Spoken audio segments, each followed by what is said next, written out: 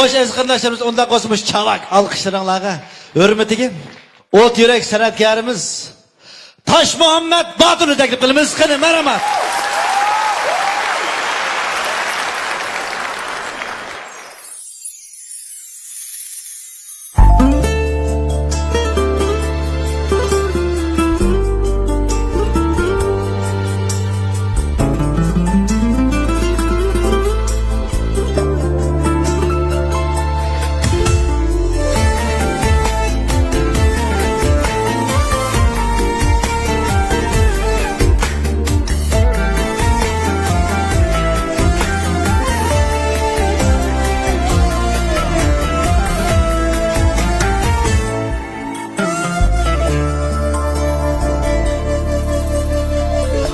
Azaplarga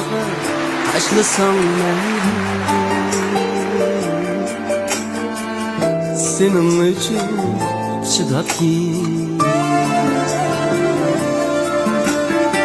zar bolsun, har bolsun mıcan Mın japaga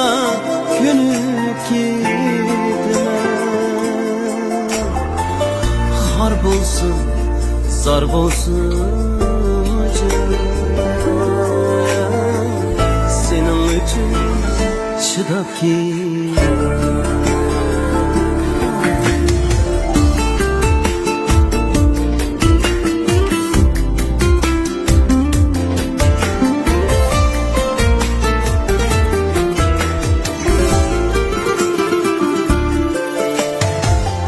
azaplar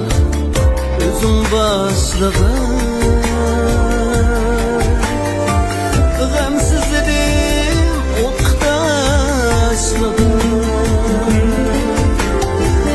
İpervalık çölede yürüsem Aşıklıkka özün başlığı İpervalık çölde yürüsem Aşklıkka özüm başlığa Aşklıkka özüm başlığa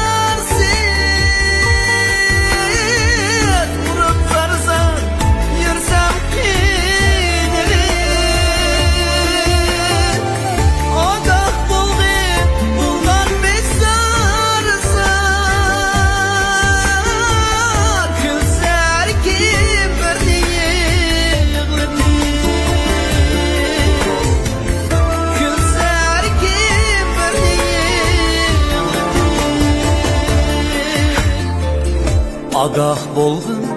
bolarmış sarısan